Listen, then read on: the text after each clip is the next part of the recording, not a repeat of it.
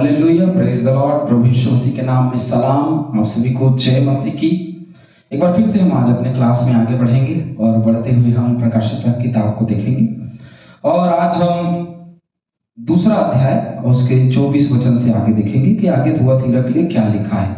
कल के दिन हमने बहुत विशेष रूप देखा था कि देख, मैं उसे रोग संज्ञा पर डालूंगा, भारी क्लेश दूंगा, उसके कार्य के अनुसार उसको प्रतिफल दूंगा। हमने इसको देखा। आगे देखते हैं कि उस कलीसिया के लिए क्या कहता है।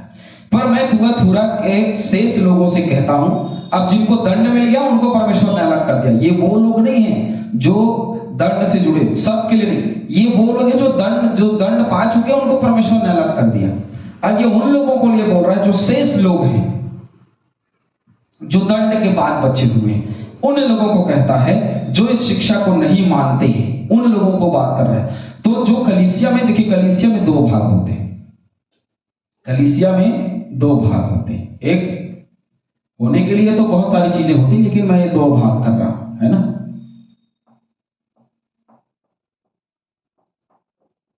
अच्छे लोग,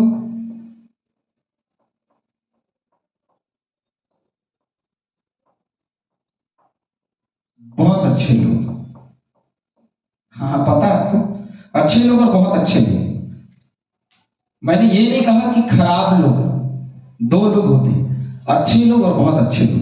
पता है, ये बहुत अच्छे लोग जो हैं यही हैं जो यहाँ स्पष्ट रूप से परमेश्वर उनको बोल रहा है कि ये वो लोग हैं जो शिक्षा को नहीं मानते। किस शिक्षा को? किस शिक्षा के विषय में थुआतीरा कलीसिया बात कर रही है?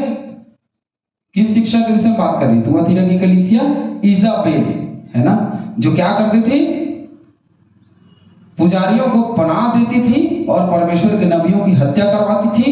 एलिया को भी मरवाना चाहती थी और वह कुकर्म, अनैतिक और मूर्ति पूजा जैसे अधार्मिक कामों को कराती थी। तो ऐसे ऐसे जो शिक्षा के लोग हैं वो अच्छे लोगों में शामिल तो हैं, मतलब काम अच्छे करते हैं, बातें अच्छी करते हैं, अरे समाज को ले चलने की बात करते हैं, लेकिन भेड़ के रूप में छुपे हुए भेड़िए हैं। याद रखिए, कलीसिया में, समाज में, सेवक में, दास में, बड़े बड़े वक्ताओं में, याद रखना, छुपे हुए भेड़िए भी हैं, झूठी शिक्षा फैलाने वाले लोग भी हैं। लिखा है वो मेरे नाम से बड़े बड़े चिन्ह और चमत्कार करेंगे, है ना। क्या करेंगे? मेरे नाम को लेकर के बड़े बड़े चिन्ह और चमत्कार करेंगे। और लोग, ऐसा है कि वो चुने हुए को भी भरमा देंगे। प्रकाशित वाक्य, चुने हुए को भी भरमा देंगे। अरे भैया, चुने हुए की भरमाने वाले लोग ये अच्छे लोग हैं, लेकिन बहुत अच्छे लोग जो कलीसिया में होते हैं उनके लिए प्रभु कहता है थुआतीरा की कलीसिया के लिए कि जो उस शिक्षा को नहीं मानते और जैसा कि वे कहते हैं कि शैतान की गहरी बातों को जानते हैं, यद्यपि नहीं जानते, मैं तुम पर और अधिक भार नहीं डालता। थुआतीरा की शेष लोग इस कलीसिया के कुछ बचे हुए लोग हैं। पहली चीज, मैं मतलब कौन? प्रभु यीशु मसीह। थुआतीरा की शेष लोग मतलब इस कलीसिया के कुछ बचे हुए लोग। इस शिक्षा का मतलब होता है इजाबेल की शिक्षा। अधिक भार का मतलब होता है अधिक अपेक्षा मैं और नहीं करता, कि आप कलीसिया से और अधिक अपेक्षा नहीं करता कि ये बहुत अच्छे लोग जो हैं वो और कुछ अच्छा करें। तुम जो कर रहे हो वो बहुत सही, उतने ही करो आप। ये बोलते, कई लोग जो हैं वो ज्यादा करना चाहते हैं, करें, लेकिन जो कर रहे हैं, जो बहुत अच्छे लोग हैं, उनको परमेश्वर कहता है कि मैं तुम पर अब अधिक भार नहीं डालूंगा, बहुत अच्छा कर रहे हो आप। तो प्रभु यीशु मसीह थुआतीरा की उन लोगों से कहता है जिन्होंने स्वयं को इजाबेल की शिक्षा से बचा कर रखा है, अर्थात जो अनैतिकता और कुकर्मों में लिप्त नहीं हुए, जो विश्वास योग्यता के परमेश्वर के कार्यों और सेवा में धैर्य के साथ संलग्न है, उनसे वह और अधिक कुछ अपेक्षा नहीं करता, सिवाय इसके कि वे उसी प्रकार निरंतर आगे बढ़ते रहें। जो काम उन्होंने किया उसी काम के अनुसार वो आगे बढ़ें, और अधिक भार नहीं। और कोई दूसरा काम परमेश्वर बोलता है कि मैं तुमको नहीं दूंगा, जितना है उतना करते रहो। प्रेरितों के काम 15 का 28 पढ़ेंगे एक वचन। प्रेरितों के काम 15 का 28।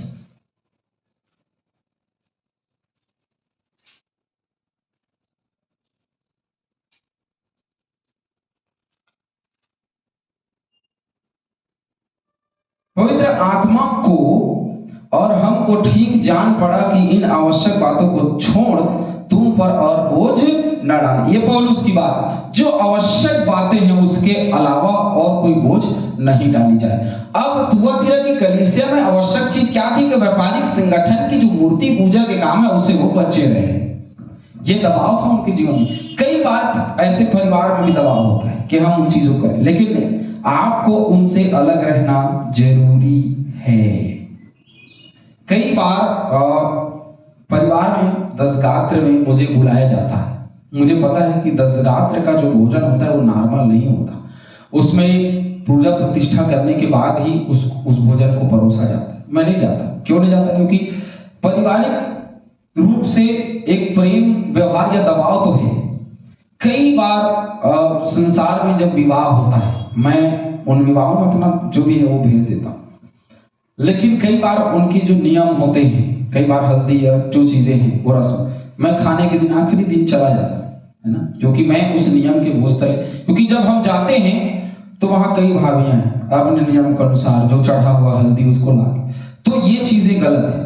हम इन चीजों को गलत कहते हैं, तो उन चीजों के दबाव में ना रहें, उन चीजों से अलग रहें, है ना। काफी दिनों बाद ये सीख मैं इस चीज को सीख पाया हूं या अपने परिवार को मैं सिखा रहा हूं, तो आप भी उस चीज को सीखने का प्रयास करिए, क्योंकि इन चीजों को मसीहियों को सीखना जरूरी है।